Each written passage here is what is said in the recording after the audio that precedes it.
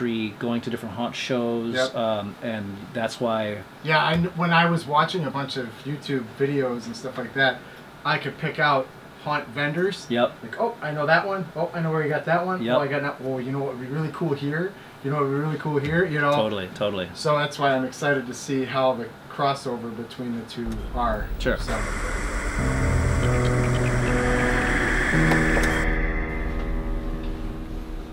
You and your continuity. You better put the owl bear back too. Well, Yeah, don't leave Whoa, without Whoa, that. wait, where did that go? Yeah, exactly. All right. Let's talk about True Dungeon for a minute. Sure, happy to. True Dungeon. True Dungeon is the brainchild of my friend Jeff Martin. He and Lori Martin are the primary owners of True Dungeon. It leapt from Jeff's brain for all of our benefit. Started not unlike the Gamehole, really, just sort of as a goofy idea. And you should talk to Jeff sometime about the origin, about how he pitched it to Peter Atkinson back in the day and sent him this crazy scroll tube and stuff, and how Peter thought that was the neatest thing, and so gave him a few bucks to give it a shot at Gen Con to start this thing, and it started in pretty primitive fashion with wooden tokens, and moved forward to this unbelievable experience that it is today. So to summarize what it is today, it's an extremely theatrical, immersive experience for 2 hours in which you and 9 other people, so 10 people, go on a run together. You pick a character class, not unlike a traditional D&D class, like you can be a barbarian or a druid. The game mechanics are unlike D&D. Jeff has his own system of how the game is actually played. But each player, you go and get some training. You go do a training session first, and there's an adventure coach who sits down with each group and explains how the game goes, what each character class does, and then all 10 of you foray off into the dungeon, into the adventure, which are a series of rooms, and they're timed, and there are 2 general type of rooms: combat rooms where monsters you have to fight, or puzzle rooms, where you work together to try to solve the puzzle. So the challenge is, and there are different levels of difficulty, is to get through the dungeon in time and successful with each room.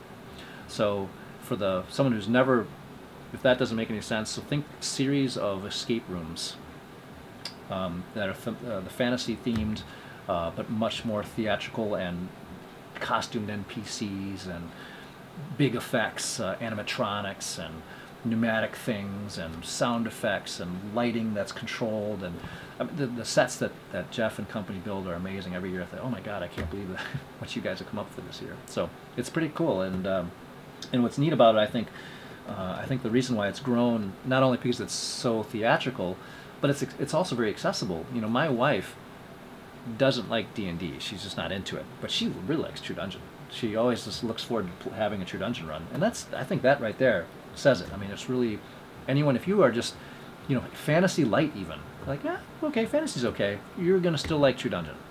D&D might be too nerdy for you, but True Dungeon is, it's really has a wide appeal. I think I'm amazed. I'm tremendously impressed what Jeff and Lori have done with it. That's cool. So, being new to True Dungeon, I was doing some research online, trying to figure out what it is, because initially, being from a haunted attraction background, and haunted attractions looking into safe houses or safe rooms or escape rooms, sure. Yep. And being an all year round encompassing thing, finding out that there is such a thing called True Dungeon really crosses the bridge from the haunted attraction industry into the gaming world or the nerd world. Yep. So looking into that more, it's not just that. There's other aspects too, like there's coins. Now, Can you explain a little bit about how that works? There's a complete, call it an economy, a token economy. These are big. They started as literally wooden chips, and they became sort of elaborate poker chips now, and they're even more than that. These are trackable. Jeff's had to take steps over the years to make sure they can't be counterfeited, because they become valuable. These things have become very valuable, and they they have different colors, and those denote certain things and certain power. And then he's got this transmutation mechanic that is that's a big part of the show. A lot of token collectors come to Gen Con or Gamehole Con or Origins or wherever to play True Dungeon, and also to bring their tokens to follow a book, basically an alchemy book. So if you take so many grays of this flavor and so on, and you stack them together and you get a +3 shield of something. You can build these tokens to get a better magic item. And of course, these magic items, some are one use, some of I think D&D, a potion of healing, or a +5 Holy Avenger. That's a permanent, very powerful. That's an orange. Orange is the holiest. Those are the top of the token pyramids of the oranges. That are very powerful and are very effective in the game. So when you're fighting a monster, you have your +5 sword. Man, that's a really powerful token. And there are third-party vendors now who sell tokens and buy them, and it's amazing. Again, kudos to Jeff, man. It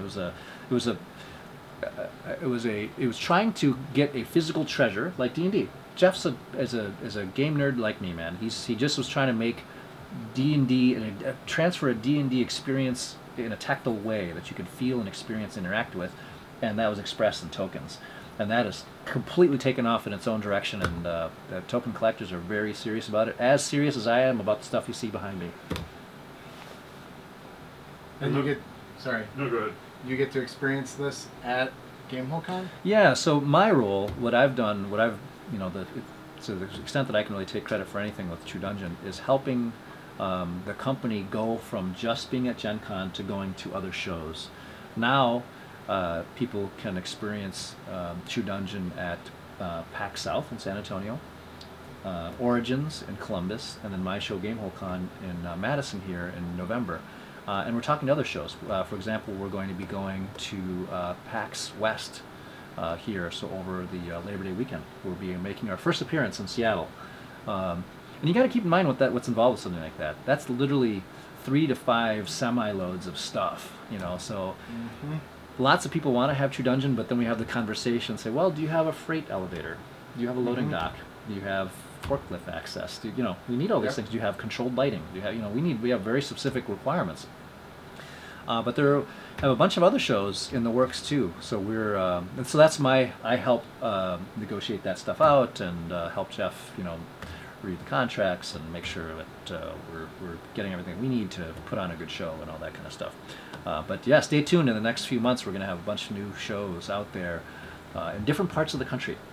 And it's neat because it's always fun when you go to a different part of the country and you bring True Dungeon and all people are like, I can't believe this is a thing. This is amazing. And it's pretty cool. Yeah, my first memory of True Dungeon was at my very first Gamehole Con. True Dungeon was there, and you were talking about sort of the third-party vendors now who buy and sell tokens and whatnot. And I ended up with one of the rare super orange ones at that sort of lucky draw at the No end. kidding! You pulled an orange? Yep. Holy cow! And one of the vendors there, because I had my little bag of coins with me, and people, oh, you did True Dungeon. What did you get? When I showed him my coins, I didn't know what they were.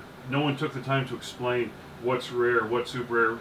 He said, oh, a look of shock on his face, and he actually offered me enough money where I've made money off my True Dungeon ticket by selling him those tokens. Because I had no clue then. First time through, no one explained what these are worth. Oh man, yeah. I actually made money off of my True Dungeon ticket. I completely believe that. Yeah, in Orange. I mean, that we do. If you go to the True Dungeon site right now, I think they've got some good video of someone at Gen Con pulling the equivalent. Yeah.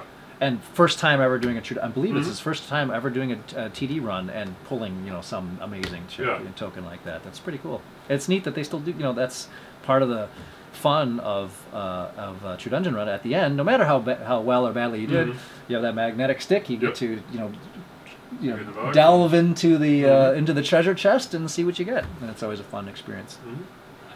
Yeah, it's a great experience. They've done a really wonderful job of 2 hours of real good entertainment. That's for sure.